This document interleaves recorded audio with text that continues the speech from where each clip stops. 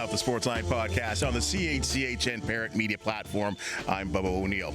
Our prime directive, speaking to and sometimes uncovering the many amazing sports stories that hail from Southern Ontario, and in particular, the Golden Horseshoe.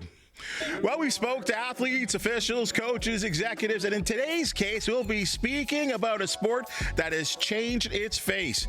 At one time, the thought of women playing tackle football was seen by many as out of bounds. Well, since 2009, the Women's Football Alliance opened doors to female athletes across the United States. Now, tackle football is being played right here in our country. And breaking that barrier locally are the women's junior Ticats. Let's bring in head coach Sierra McPhail and player Trinity Coolan. This is awesome. Thanks for joining us on the Sportsline Podcast. Thank you for having us. I want to, first of all, there's so much to talk about, so much to digest, so much to introduce to people from a player perspective and, of course, from a coaching perspective. But let's talk about what's going on in Calgary right now, guys. Like, this is a national championship, and Ontario is in the final. You guys are looking great. You got to be good. Whether it's not so much your team, but on a national, representing. For sure. With knowing a lot of the coaches on that staff and a lot of the athletes, including one of our own, Athena, we are so excited for the girls to be competing at such a high level, and we think they're going to take home the gold again. They're really a dominant squad. What are you seeing from this squad that are so good? Like good teamwork and like connections that they all have working together. Big offense, defense, that they run the ball. In fact, they have a girl by the name of Porter, is her last name. Mm-hmm. She's unbelievable. I mean, she's 100-yard games every game. Like, she's that good. Yeah, honestly, like, that team already has so many stacked players, from girls that play in the OWFL that we coach and play in, and I think it's a really good group this year, for sure. Yeah, and I've been kind of watching them from play each game, and this one against Saskatchewan, I could not believe the big plays offensively. And we always talk about this, you as coach, winning in all three aspects: offense, defense, special teams. Mm-hmm. And I'll tell you, they are just unbelievable playing in all three aspects. For sure, especially considering all three of those spots in football. You always think, you need a good offense, you need a good defense. Special teams is a big one too. Special teams is one of my favorite parts of football, and it's really insane to watch, and she's an insane special teams player herself. So when before this tournament even started, when you weighed the competition in Ontario against many of the other provinces, were Ontario expected to do well? Yes, for sure, especially after last year. We had two teams in the tournament, the national tournament. I actually coached Team Black, which was the second team that we entered, and Team Red, the original team, they won the gold last year. So everybody's looking out for them this season for sure. How coachable are these individuals, these athletes? Very coachable. I've coached boys football, girls football, co-ed, flag, touch, tackle, and honestly the girls have been probably the most coachable that I've had the privilege of coaching, but especially those Team O girls and the junior Ticats, I've had a great experience with the girls. You've got one of your representatives of the junior Tiger Cats playing on this team. You want to tell me a little bit about your teammate that I saw, and we got some video of her. She's making some big hits. Yeah, Athena's a great player. She's great offensive, defense, and just like an all-around good teammate. She's always supporting everyone. Tell me about this player from a defensive standpoint. Athena is a dog. She is awesome. I've coached Athena for a very long time, starting with flag football at Soccer World in Hamilton, and she was always very quiet at first, but she was making some of the biggest catches, making some of the biggest hits once I've seen her play tackle, and she is an outstanding player all around. Like, she played both ways for us this season, and she's a dog on both sides, so she's awesome. Where do you find the intensity? Like, is it easy to motivate these women, these young athletes on the football field? I would say it's pretty easy to motivate them. Obviously, the stereotypical thing is girls are a little more emotional than the boys. So we had a lot of tears this season, but a lot of them were happy tears. But the girls very much voiced back to myself and my coaching staff that they were very much appreciative of our coaching skills and what we had to offer to them. So I think that really showed in their performance that they were very coachable. So. Because this was your first year, right? This is on the teams of the junior Tiger Cats team on a women's basis. Yeah, this is our first season for the women's junior Ticats. Besides that, I was always with the boys with the junior Cats or with Team Ontario. How was your first year? It was awesome. It was so much fun. I had a great time. Why did you have a good time? Well, like everyone was just so like uplifting and always there for each other, and like it was just awesome. Like the coaches were great, the teammates, like my teammates were amazing, and like we had some good plays, and yeah. Let me throw this to both of you, and I'll come right back to you, Trinity. There are so many sports out there to play, whether it's an individual sport in tennis and golf. Women's hockey has been pretty big over the years. Soccer, obviously. Why football? It was just such, like, I started like 2 years ago, and like it's just like everyone's always there for each other, and like you can have big plays or you can have like little plays that still do a lot for like, so you're always doing something no matter what. What position do you play? I'm like a wide receiver and running back. You do it all, right? Like, You said special teams as well, too. Yeah. Outstanding. And Coach, I'll come to you on this, and obviously your background has been a little bit more defined. How does someone go from being people are going to be surprised about this, maybe, a Hamilton Tiger Cat junior cheerleader to where you are today? Yeah, I went from shaking my little gold pom-poms to now yelling at these girls on the sidelines while they get to play. It's been an insane experience. I moved to Hamilton when I was in grade 1 from more like the Mississauga area, Brampton area, and I took my parents to our first Ticat game. I think we got tickets through my elementary school, and my dad and my mom saw the cheerleaders on the field, and I always used to dance around the house as a kid, and they told me that they could see me doing that one day. And from the age of 11 to 18, I was a junior cheerleader. So I basically grew up in a football stadium. So while I was shaking my pom-poms and running in and out of the field, I was watching the game, and I fell in love with it. And I never really got a chance to play it when I was younger. I was going to play on the boys' team at my old high school, Sierra McPhail, and I ended up just volunteering with the team because I was still cheerleading, and moved on to college. I went to Humber for sport management, and then next thing you know, I'm getting a job at the Ticats Stadium. So now I'm working in game day production there, and throughout high school till up until now, I picked up coaching. Like I said, I've done boys, girls, and now I'm actually back in McNabb as well, which is pretty cool. We just won a D2 championship, which was amazing, and now we made it to a Tier 3 championship with these girls. So a lot of highs and lows, but you never think a girl would go from being a cheerleader to a football coach. So What do you think about your coach? She's awesome. Pressure's on.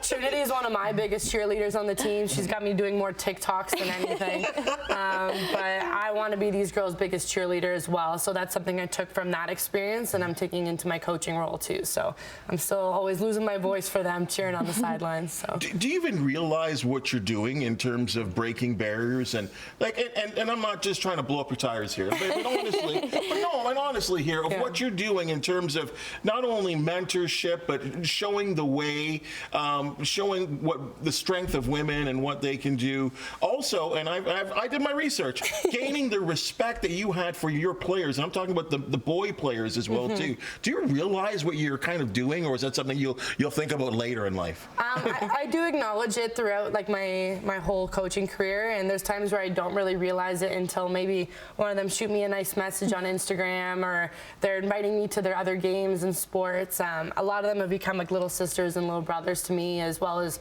my coaches have been like big brothers, or even like parental like figures as well. Like I've had kids that I've coached where their parents might be on the staff, including our staff. Trinity's dad, Brian, is actually one of our coaches too, and it's been really awesome to grow these relationships with the girls, and I love them. They're the best family besides my actual family, obviously. What was it about football that attracted you? And yes, you said you were watching on the sidelines. That was at Tim Hortons Field, watching the games played, watching our football heroes on the field. But what was it about the game that appealed to you? Yeah, so I've always played team sports growing up, from basketball, volleyball, ultimate frisbee, all the fun sports, and I always loved being a leader, but I also loved being with a fun group of girls or boys in that case. And I find that it was just awesome to see people grow such a love for each other and be there for each other. And I found sports were always a really good thing for me if I was ever going through a tough time. And football was a really interesting sport to me because it was both aggressive, where you can let out your anger a little bit, and it was also so exciting. Like Even on the Ticats, I have guys I've gone to school with, like Tyler Chernowski, and I watched him play with my brother at McNabb. I also coach at U of Waterloo now as well, and he went there, and now I get to watch him pursue a dream playing for the Ticats. It's just cool having different relationships, from coaching to watching just for enjoyment to having friends play, right? So I get a lot of enjoyment of watching all those aspects in football. There had to have been some challenges along the way. Oh, for sure. Tell me about them. Obviously, the typical stereotype of girls can't do things boys can do. That goes for playing and coaching. Even having all people walks of life kind of doubt women in sports. There's a lot of popular sports going on, like you said. Women's hockey's grown up really big. Now there's the Women's League, the PWHL, and I think it's awesome to see all these women breaking barriers. And I, as well, have dealt with a lot of insecurities with that and feeling like I'm not good enough. But I have so many people behind me in my corner pushing me to continue to break these barriers. So I would say I owe it a lot to my athletes, my family, my friends, for where I am today, because I've had some tough times. But I see what it's doing for the community, and I think I just got to keep doing that because it's working for me. So. There's Football Canada, Football Ontario. We've had Emily Todd on here a couple of times, who's obviously an executive with the Ontario side of things, and I've seen the growth of touch or tag football, and right now we're at this point where women's football is really, really growing. This has got to be impressive for you, as I don't know if it's a professional dream for you or whatever, but at least an avenue to continue playing the sport. Yeah, it's just like awesome. I don't know, like. And I say that only because, yeah, as you said, there were so many other options. Yeah. But football is your choice, is it not? Yeah.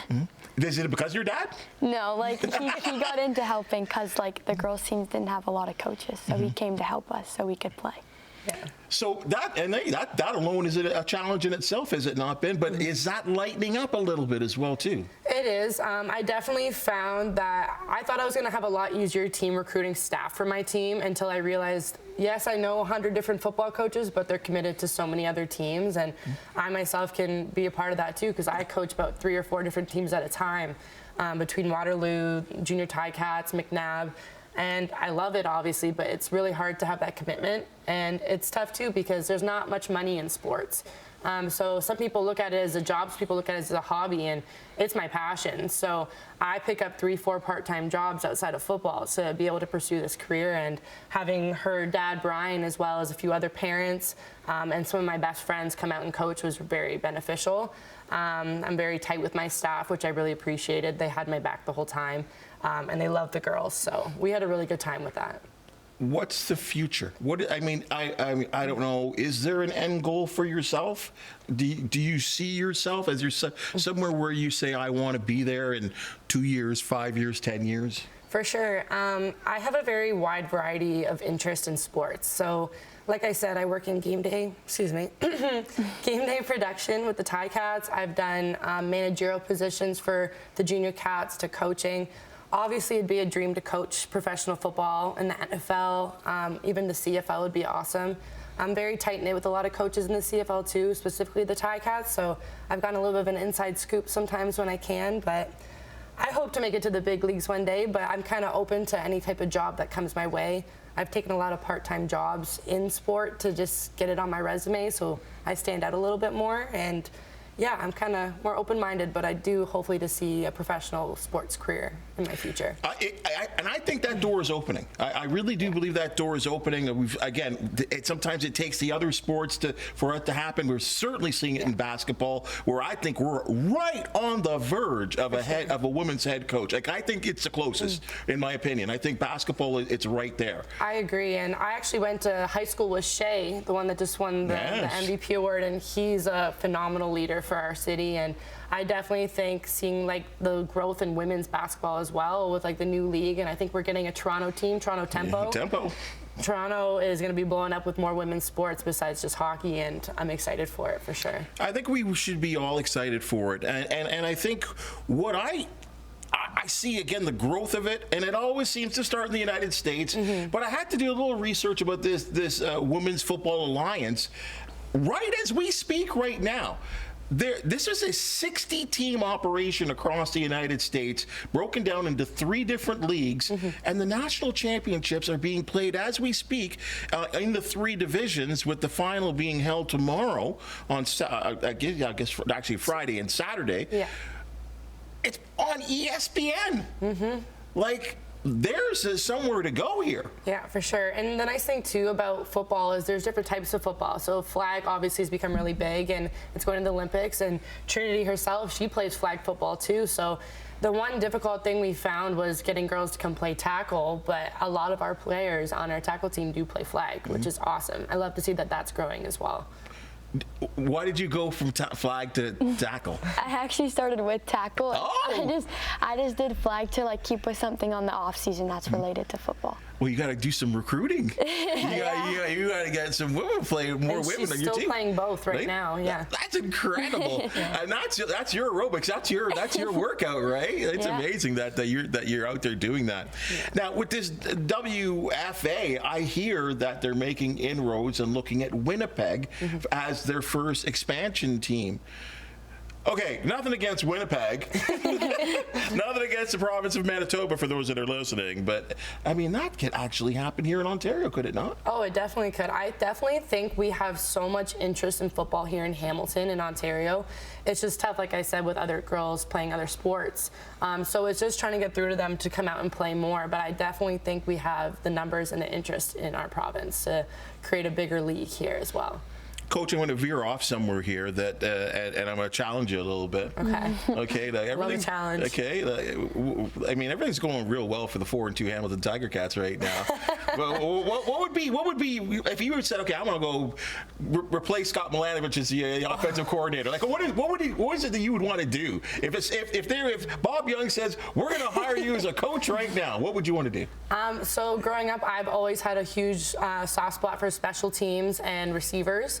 It's actually kind of cool. Up in Waterloo last season, my first season, I was assistant special teams coordinator to Coach Jerome, who's one of my biggest heroes now. He's one of my besties. And then I was also assistant offensive coach. And this season, I'm moving into assistant running backs. So I'm trying to be the most versatile coach I can be, learn a little bit of everything. And that's something I took on as a challenge myself this year. But special teams definitely has my heart right now. I love it the most because you get to work with almost everybody on the team. So you're not just with one position. And I'm a very personal coach where I like building relationships with all my players. And you're always going to have ones that don't want to be as close to you, or they are more like closer to other like positional coaches, where special teams, I feel like I'm pretty close with all the teams. So if I had to go coach the Ticats, I obviously would try to be a sponge, but I'd also try to help out with the best ability that I can. But special teams is where it's at for me. It's got to be fun watching the team right now too. I mean, I know what I do here, here at CHCH, and also with the Ticats on the audio network. And boy, they're having a real fun year. Do you like watching them, like the actual Ticats themselves? Yeah, I enjoy watching them. They're fun to watch. They are. They're fun. Well, they weren't fun to watch for a little while there, but we're actually going to be getting an appearance soon. We're trying to arrange a date where our team goes out at pregame to play a little game of touch. So the girls will hopefully be making appearances this season, and I'm there every home game. I actually have a pretty unique role. I get to be Pigskin Pete's spotter. So yeah, I'm Pigskin Pete's right-hand man right now. So if you ever see me at a Ticat game, you'll see me doing Oski wee-wees with him.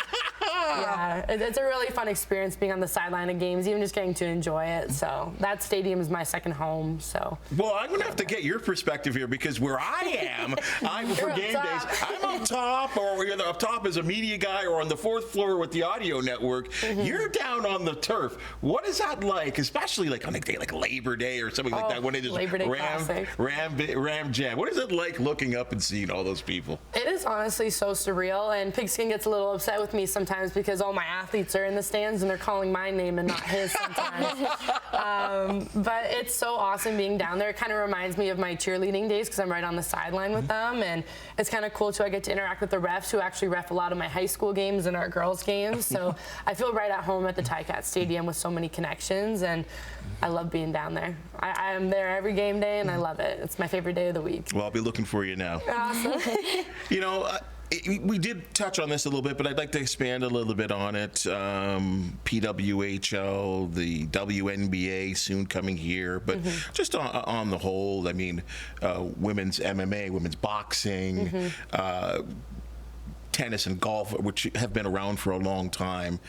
But the fact that these sports and women's sports has become a big deal, and I've said this on this podcast before, if I were to win Lotto 649, I would slap $1 million down on something to do with women's sports, because I think the growth is, I don't even know if it's where it can be. Yeah. From someone your age that's seen it come so far away, what are your thoughts about it? Honestly, I think there's so many big trailblazers in women's sports right now that are trying to get this movement going, and I agree. If I had the money too, I would do everything I can to make women's sports even bigger than what it is. I look up to huge role models like Ilona, the rugby player that was on Dancing with the Stars, and Jessica Campbell on the NHL, and I hope to be a woman like that one day in a professional atmosphere. But I definitely think that this is only the beginning for women's sports, and I definitely think we're going to have a women's tackle football league blow up in Canada, and I definitely think this is only the beginning, so I'm excited. Do you appreciate, I mean, because of your age, right? You're coming in a time where it's I don't want to say accepted, but I will use the word accepted. And respect to that on Coach, right?